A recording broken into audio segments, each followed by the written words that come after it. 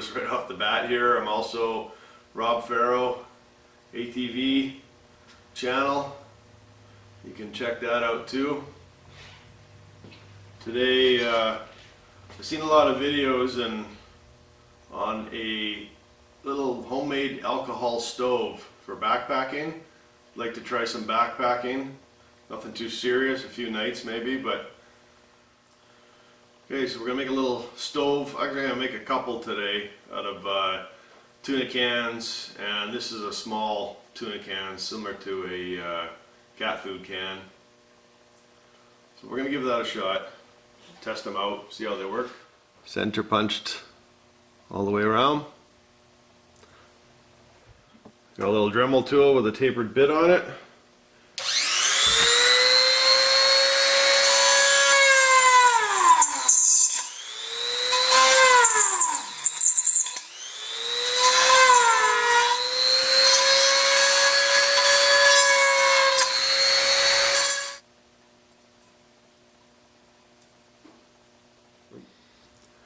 Holes marked and punched. So we're going to go punch through these again. Apparently you can use like a belt punch. I don't think a paper punch, well, a paper punch might work on these. You just need a little hole. That's like a little bigger than an eighth, maybe 3/16. Alright, so I don't know if the holes should be up more or what. I've never made one of these before. I think that's enough because that's a fair bit of alcohol that can be put in here. You don't need very much. That's a stove right there. Pretty lightweight. I'll make a couple more, different design, and then we'll see how it works. I'm going to make this one the same style. You can see it's a little taller, a little wider. And then this is going to be a stove that goes together. So it'll be the height of here, but it'll have a top on it with a hole. This is definitely outdated, so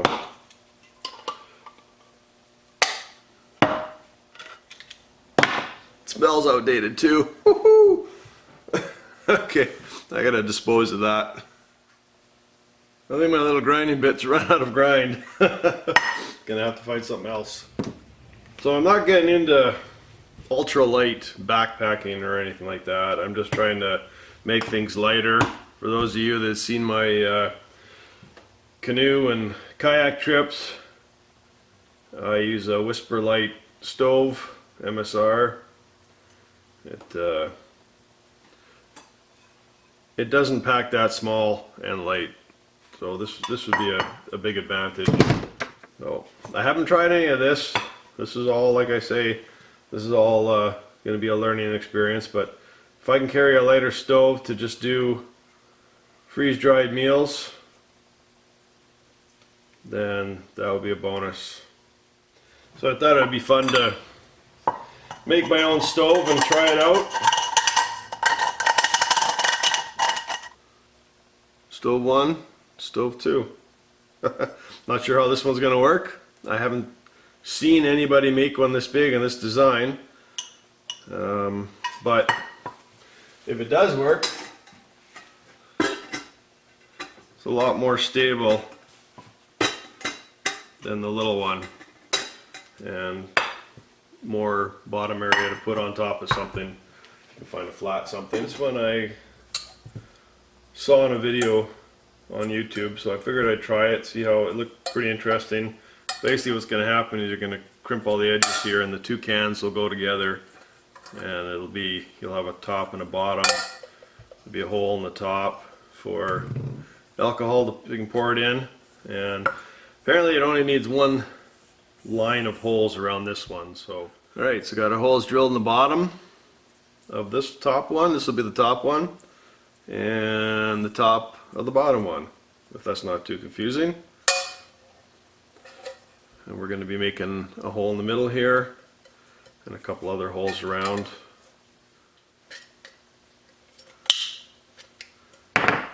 Something like that.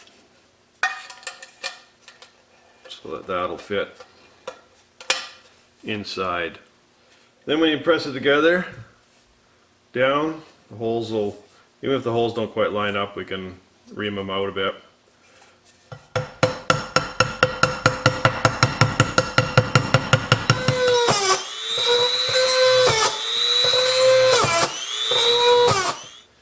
Apparently we need a hole in the middle. Oops. Draw a circle very well. And then I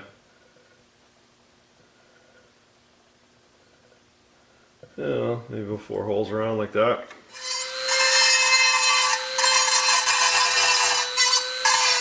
Gonna call that one made. Alright, so I was attempting to use the stove with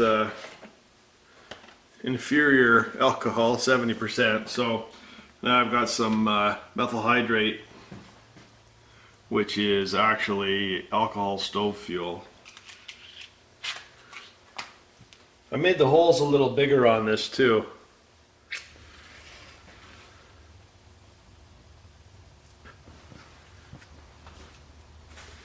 There, that's better.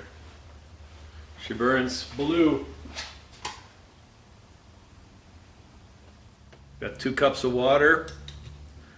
My pot here, which is basically what freeze-dried food packets require.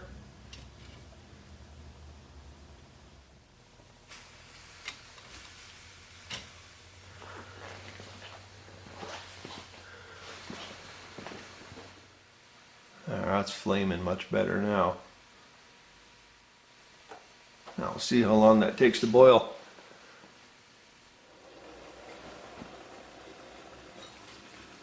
Alright, water's boiling. That was about 6 minutes. Alright, so 15 minutes. Flame went out. Stove's totally empty. So I could have done I could have put in a lot less than just below the lines there, but if you gotta boil water for a while. Ooh, steam. This little stove cooled off real quick. Just tin dissipates the heat real quick, so I like that one. Pretty cool. So we're gonna give this one a try next. Alright, I found this little syringe for oil. I cleaned it up and holds a total of 2 ounces, so I put 1 ounce into here. So that gives me a better idea. I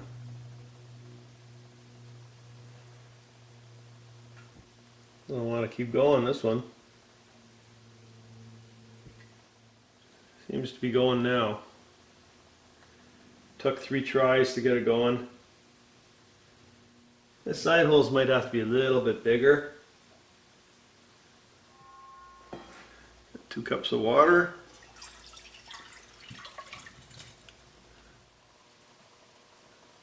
There, you can see it's going. As this little stove is wider, the flames tend to lap up the sides, as you can see. So even a bigger pot would be better on this one. As you can hear it starting to boil.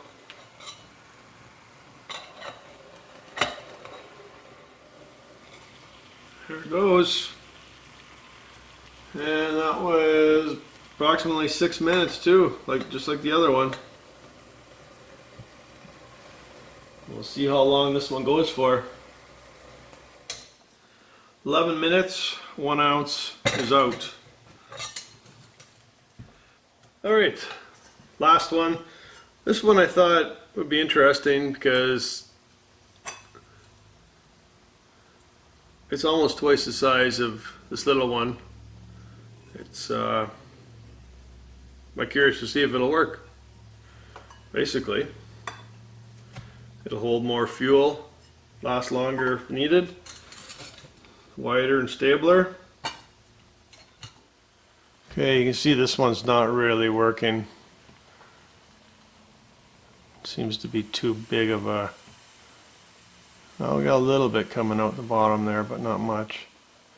They're not really coming out the holes. So I think this one's a bust. Alright, so the bigger version of the little one is a bust. Doesn't work. Just too big, I guess. So that can go in the garbage. So that's pretty good. That's a pretty cool stove. I think I'm going to try that on my backpacking. It'll be lightweight.